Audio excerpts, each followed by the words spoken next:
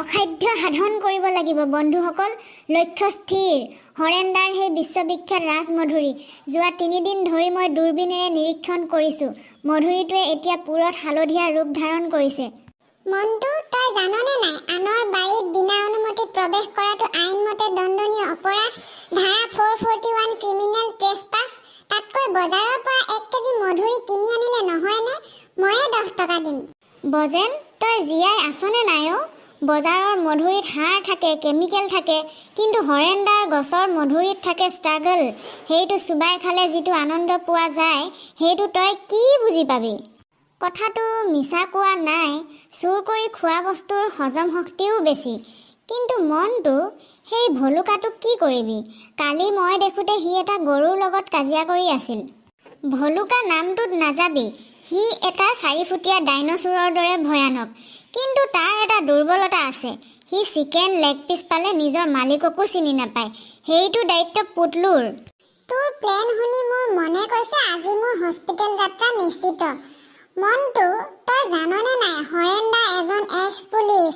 তেওঁ চকুৰ পৰা হাৰি যোৱাটো ইমানো সহজ নহয়। পুলিচ হ'লে কি হ'ল? আমাৰ দেশৰ মাটিৰ মধুৰী খোৱাটো আমাৰ মৌলিক অধিকাৰ। তই সংবিধান পঢ়া নাই নেকি? সংবিধানত মধুৰী চুৰি কৰাৰ কথা ক'তো লিখা নাই। বৰঞ্চ ধাৰা 378ৰ মতে এইটো থেফ্ট হ'ব।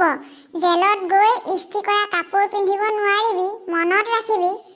জেলত কিবা খাবলৈ দিয়ে নেকি অ' বজেন? যদি দিয়ে তেন্তে চিন্তা নাই। কিন্তু মনটো, তই যিটো মধুৰীৰ কথা কৈ আছ, সেইটো আচলতে মিঠা হ'বনে? দেখাততো হালধীয়া, কিন্তু ভিতৰত পোক থকা নাইতো। তই নিগেটিভ কথা কিয় কৱ সদায়? সেইটো গছৰ আটাইতকৈ ওপৰৰ মধুৰী। সূৰ্যৰ পোহৰ তাৰ গাতে পৰে। সি ভিটামিন ডিৰে ভৰপূৰ। আজি ৰাতি 2 বজাত অপাৰেশ্যন হ'বই।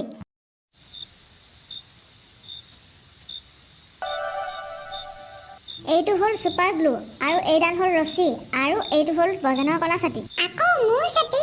এইটো মোৰ গাত বুলেট প্ৰুফ জেকেটৰ দৰে কাম কৰে বুলি ভাবিছ নেকি? এইটোৱেই আমাৰ ছিগনেল টাৱাৰ হ'ব। যদি হৰেন্দা হাৰ পায়, তই ছাতিটো ওপৰতল কৰিবি, আৰু যদি ভলুকা আহে, তই ছাতিটো খুলি তাৰ মুখৰ আগত ধৰিবি। সি ছাতি দেখিলে অকৰা লাগিব। তই পাগল হৈছ নেকি? সি ছাতিটোৰ লগত মোকো চুবাই পেলাব। মোৰ LIC প্ৰিমিয়াম এতিয়াও দিয়া হোৱা নাই। নহয়, তই জাননে নাই যে কুকুৰবোৰ কালাৰ ব্লাইণ্ড? আন্ধাৰত তই যদি ছাতিটো খুলি লাহে লাহে খোজ কাঢ়, তোক এটা ডাঙৰ ছাঁ যেন লাগিব। ভলুকাই ভাবিব কোনোবা ক'লা ভূত এটা আহি বাৰীত সোমাইছে। তেতিয়া সি পলাই দৌৰিব। পিছে মোৰ কাৰণে কি আনিছ? তোৰ কাৰণে 5টা চিকেন লেগ পিচ আনিছোঁ। কিন্তু সাৱধান, তই এটাহে খাবি। এটা ভলুকাক দিবি। তেনেকৈয়ে 5টা ৰাউণ্ড চলিব।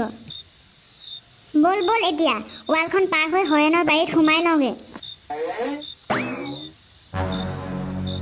ঐ বজেন, শব্দ নকৰিবি। তোৰ ছাতিটো ভালকে ল। তোৰ ছাতিটোৰ কাৰণে আমি ধৰা পৰিম এতিয়া। মোৰ ছাতি নহয়, তোৰ এই পুৰণি চেণ্ডেলযোৰৰ শব্দ শুন। তই কিয় মোৰ জোতাযোৰ পিন্ধি নাহিলি? মোৰ জোতাত শব্দ নহ'ল হ'লে।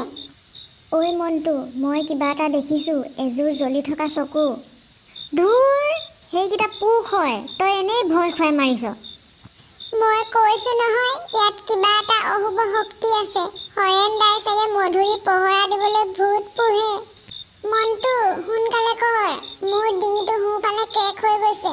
মই যদি কাইলৈ ডিঙি পোনাব নোৱাৰোঁ, মই তোৰ ওপৰতে কেছ কৰিম। অলপ সহ্য কৰচোন। মধুৰীটো মোৰ ঠিক চকুৰ আগত। পোহৰটো মাৰচোন পুতলু এইফালে। আবে কুকুৰ, খিৰিকীত নহয়, গছত মাৰ। কোন সেইটো? কাৰ আকৌ মোৰ মধুৰীৰ ওপৰত চকু পৰিছে? ভলুকা, ধৰ সিহঁতক।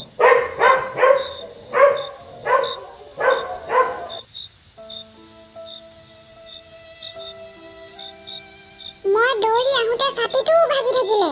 এতিয়া ক'ত তোৰ ৰাজমধুৰী? কষ্ট কৰিলে ফলো পোৱা যায় বজেন। এয়া চা, মই মধুৰী ছিঙি আনিলোঁ। মনটো, তই আন্ধাৰত মধুৰী বুলি নেমুহে ছিঙি আনিব পাৰিলি? অৰ্থাৎ হৰেন্দাৰ গালি আৰু ভলুকাৰ কামোৰৰ ভয় সকলো এই নেমুটোৰ কাৰণে। মানে ভিটামিন চি আমাৰ শৰীৰৰ বাবে বৰ দৰকাৰী যে। তোক আৰু তোৰ ভিটামিনক কোনে বুজাব? মোৰ ছাতিটো মেৰামতি কৰিবলৈ এতিয়া 100 টকা লাগিব। সেইটো পিছে কোনে দিব?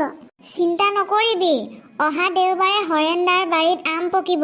সেইটো বিক্ৰী কৰি তোৰ ছাতি ঠিক কৰি দিম। আকৌ বাৰী বন্ধু-বান্ধৱীসকল আপোনালোকে আমাৰ ভিডিঅ' চাই ভাল পাইছেনে বাৰু?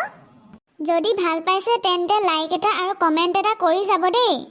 আৰু তলত থকা ছাবস্ক্ৰাইবৰ ঘণ্টি বটনটো টিপিবলৈ নাপাহৰিব আকৌ দেই, টিপি থৈ যাব। আজিলৈ আহিছোঁ, টাটা। Bye bye.